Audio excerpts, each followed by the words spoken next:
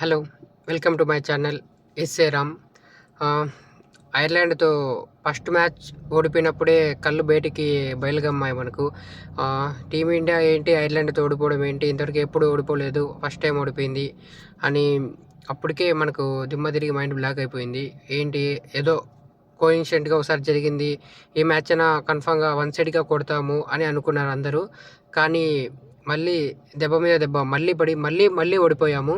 ఇదైతే అయ్యర్కి అలాగే కెప్టెన్గా తనకు మంచి స్టార్ట్ రాలేదు. అలాగే తర్వాత బ్యాటింగ్లో కూడా తనకు మంచి స్టార్ట్ రాలేదు. అలాగే తిలక్ వర్మ పైన కూడా ఇబ్బంది పడుతున్నాయి. అలా ఏం మిస్టేక్స్ చేశారు, ఏం తప్పులు జరిగాయి, ఎందుకు ఈ మ్యాచ్ కూడా మనం ఓడిపోవాల్సి వచ్చింది, బ్యాటింగ్ ఎందుకు అంత కొలాప్స్ అయిపోయింది, బౌలింగ్లో ఏంటి ఏంటి ఇవన్నీ విషయాలు మనం ఈ వీడియోలో మాట్లాడుకుందాము. ఓకే,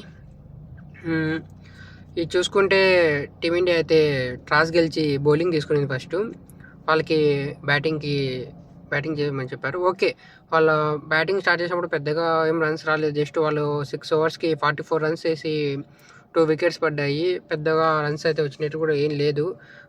కానీ 48కి 3 వికెట్స్ వాళ్ళవి పడ్డాయి. దాని తర్వాత ఒక మంచి పార్ట్నర్షిప్ అయితే వచ్చింది. 43 రన్స్ 65 బాల్స్లో. అలాగే ఒక హాఫ్ సెంచరీ కూడా చేశాడు తను. వాటి వల్ల స్లోగా ఒక టైంలో స్కోర్ ఏమన్నా ఇంకా 175 రీచ్ అవుతారా అనుకున్న టైంలో మళ్ళీ మన వాళ్ళు మంచి కంబ్యాక్ ఇచ్చి వికెట్స్ అయితే తీసి చేశారు. అలాగే మధ్యలో ఒకసారి 17th ఓవర్లో రెయిన్ పడడం, మళ్ళీ కొంచెం బయటికి వెళ్ళి మళ్ళీ రావడం కొంచెం జరిగాయి అవన్నీ. ఓకే, ఫైనల్గా అయితే వాళ్ళు చూసుకుంటే బ్యాటింగ్లో అయితే మంచి బ్యాటింగ్ చేసి మేబీ జస్ట్ 154 రన్స్ అయితే బోర్డు పైన పెట్టారు అంతే. అందరూ టీమిండియా ఈజీగా చేసేస్తుంది, వన్ సైడ్గా పెద్ద రన్స్ ఏం కాదు, జస్ట్ 154 రన్సే కదా, ఈజీగా అయిపోద్ది, ఈజీగా చేస్తుంది అని అనుకున్నారు. కానీ అనుకున్నది అయితే జరగలేదు. దానికి ఆపోజిట్గా మన వాళ్ళు అయితే జస్ట్ 1 రన్ తేడాతో ఓడిపోయారు. సంజు శాంసన్ తనైతే అసలు స్కోర్ ఓపెన్ చేయకుండా ఫస్ట్ బాలే ఎల్బిడబ్ల్యూగా డక్అవుట్ అయిపోయాడు. రివ్యూ తీసుకున్నాడు, కానీ రివ్యూ అయితే అన్సక్సెస్ అయింది. తనైతే ఫస్ట్ బాలే అవుట్ అయిపోయాడు. అలాగే తర్వాత మనం చూసుకుంటే అభిషేక్ శర్మ, తను కూడా తన ఆడిన ఫస్ట్ బాల్లోనే అవుట్ అయిపోయాడు. తను క్యాచ్ కూడా చాలా బాగా పట్టాడు. వెనక్కి పరిగెత్తుకుంటూ తను బ్యాక్ సైడ్ చూస్తూ క్యాచ్ అయితే పట్టాడు. ఆ క్యాచ్ కూడా తను చాలా బాగా పట్టాడు.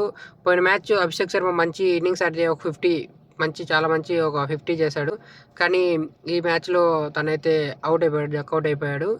అలాగే శ్రేయస్ అయ్యర్, తను కెప్టెన్గా కానీ అలాగే ఒక బ్యాట్స్మెన్గా కానీ ఫెయిల్ అయితేనే వచ్చాడు. ఈ మ్యాచ్లో కూడా 7 balls 10 runs వేశాడు. 2 4s అయితే ఉన్నాయి. తను బ్యాట్ ఎడ్జ్ కావడం వల్ల, ఇన్సైడ్ ఎడ్జ్ కావడం వల్ల తనైతే అవుట్ అయిపోయాడు. అన్లక్కీ, తనకి ఎవరేం చేయలేడు.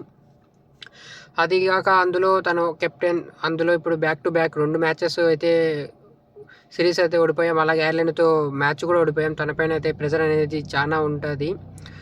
ఆ ప్రెజర్ తనైతే హ్యాండిల్ చేయాలి. ఎందుకంటే వరల్డ్ కప్ క్యాప్టెన్ని పక్కన పెట్టి అయ్యర్కి క్యాప్టెన్సీ అందించారు కాబట్టి 2 times దానివల్ల తనకి కొంచెం, ఎందుకంటే మేబీ అంటుంటారు సూర్య ఫ్యాన్స్ ఒక వివాదం చేస్తుంటారు, ఇంతవరకు ఒక్క సిరీస్ కూడా ఓడిపోలేదు, అలాంటి కెప్టెన్ని వరల్డ్ కప్ గెలిపించాడు, తనని తీసేసి పక్కన పెట్టేసి అయ్యర్ తీసుకొచ్చాడు, ఇప్పుడు బ్యాక్ టు బ్యాక్ ఐర్లాండ్తోనే 2 మ్యాచ్లు ఓడిపోయాం, సిరీస్ కూడా ఓడిపోయాము అని చెప్పి మాట్లాడుతుంటారు. ఓకే, జస్ట్ ఇది ఫార్మల్ సిరీసే, ఏం కాదు, మనం మామూలే జరుగుతూ ఉంటాయి. కానీ ఈ టీం అయితే ఓడిపోవడం కొంచెం కష్టంగానే, బాధాకరంగానే ఉంటుంది. అలాగే చూసుకుంటే తిలక్ వర్మ, తనైతే 46 balls 55 runs వేశాడు. ఒక 6 ఉంది, అలాగే 3 4లు ఉన్నాయి. స్ట్రైక్ రేట్ అయితే 120 ఉంది. తను మిడిల్ ఆర్డర్లో మనకైతే స్కోర్ అయితే చాలా వరకు పడిపోతున్నాయి. మనకు మిడిల్ ఆర్డర్లో స్కోర్ అనేది అసలు రావడం లేదు. తిలక్ వర్మ కూడా చాలా స్లోగా ఆడుతున్నాడు. మనకి ఓకే, తను ఏషియా కప్ గెలిపించాడు, ఇంగ్లాండ్తో మ్యాచెస్ జరిగేప్పుడు అక్కడ గెలిపించాడు, ఓకే, కానీ తను అనేది చాలా స్లోగా అయితే చాలా స్లోగా ఆడుతున్నాడు. ఆ టైంలో తను యాక్సిలరేట్ చేయాలి, కొంచెం చేసి ఆడికి ఇప్పుడు మనకేం ఎక్కువ రన్ రేట్ కూడా లేదు, తక్కువ రన్ రేటే ఉంది మనకు. వీక్ వేషన్ మన అండర్ కంట్రోల్లో ఉన్నప్పుడు కూడా తను ఓకే వికెట్స్ పడ్డాయి, ఓకే, దానివల్ల ఏమైనా యాక్సెప్ట్ చేయలేదంటే ఓకే, కానీ మిడిల్ ఆర్డర్లో అనే యాక్సెప్ట్ అనేది చేయాలి కదా. చేయకపోతే మ్యాచ్ అనేది దగ్గరికి ఉన్నాయి కూడా తక్కువ రన్స్ ఉన్నప్పుడు కొంచెం యాక్సెప్ట్ చేయాలి. తను ఆడిన బాల్స్ వల్ల తను మిడిల్లో రన్స్ రాకపోవడం వల్ల చాలా ఇబ్బంది అయింది. తను మళ్ళీ ఏమనుకున్నాడో, తనకు మెసేజ్ రాలేదేమో, లేకపోతే తను ఎలా అనుకొని ఏమనుకున్నాడో తెలీదు. తన దగ్గర నుంచి అయితే తను ఇంకొంచెం ఫాస్ట్గా ఆడింటే బాగుండు. అలాగే మనం చూసుకుంటే 42 balls అనుకుంటా, 6th ఓవర్ నుంచి 13th ఓవర్లో ఏమో మనకు బౌండరీ వచ్చింది. అంతవరకు ఒక్క బౌండరీ కూడా లేదు. మీరు విన్నది కరెక్టే, నేను చెప్పింది కూడా కరెక్టే. మీరు ఏమైనా మిస్టేక్ అనుకుంటారేమో, కాదు.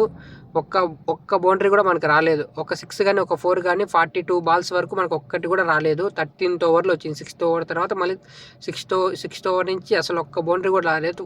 13th ఓవర్ బౌండరీ వచ్చింది. అంటే దగ్గర 42 బాల్స్ 40 బాల్స్ వరకు మనకు ఒక్క బౌండరీ కూడా రాలేదు. అదైతే చాలా బాస్ మన ఇండియానే అది రాకుండా ఆడింది. అదైతే చాలా అనిపించింది. అలాగే తర్వాత చూసుకుంటే అక్షర్ పటేల్ తనైతే అంతగా ఏమలేదు. 18 బాల్స్ ఆడాడు, 14 రన్స్ మాత్రమే చేశాడు. తర్వాత శివన్ దుబే కాసేపు ఆడాడు, జస్ట్ 16 బాల్స్లో 20 రన్స్ చేశాడు, 2 4లు ఉన్నాయి. తను కూడా ఆడలేదు. తను ఓకే డెబ్యూట్ చేశాడు. తన దగ్గర నుంచి అంతా ఎక్స్పెక్ట్ చేసా. తను వచ్చేటప్పటికే స్కోర్ అనేది చాలా రిక్వైర్డ్ అనేది చాలా ఎక్కువలో ఉంది కాబట్టి తను హిట్ చేశాడు, అవుట్ అయ్యాడు. ఒక మ్యాచ్కి తనైతే ఏం అనలేము. హర్షిత్ రాణా అయితే చాలా బాగా ఆడినాడు. మ్యాచ్ పోయింది అనుకున్న మ్యాచ్ని తనైతే మళ్ళీ మ్యాచ్ తీసుకొచ్చి హోప్స్ అయితే తనే పెట్టాడు. 10 బాల్స్లో 21 రన్స్ చేశాడు, ఒక 6 అలాగే 2 4లు ఉన్నాయి. స్ట్రైక్ రేట్ కూడా 210 ఉంది.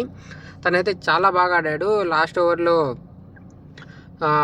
3 ఓవర్స్ అయితే చాలా బాగా ఆడాడు. లాస్ట్ 3 ఓవర్స్కి మనకి 43 రన్స్ రావాలంటే 42 రన్స్ వచ్చాయి. ఒక్క రన్తో మాత్రమే మనం ఓడిపోయాము. 18th ఓవర్లో 10 రన్స్ వచ్చాయి, అలాగే 19th ఓవర్లో 14 రన్స్ వచ్చాయి, 20 ఓవర్లో 18 రన్స్ వచ్చాయి. కేవలం ఒక్క రన్ మాత్రమే, ఒక రన్ వల్లనే మనము ఓడిపోవాల్సి వచ్చింది. అలాగే చూసుకుంటే థర్డ్ బాల్ తన సింగిల్ తీయకుండా ఉంటే బాగుండదు, అతనే స్ట్రైక్లో పెట్టుకుంటే బాగుంది అంటే ఓకే బాస్.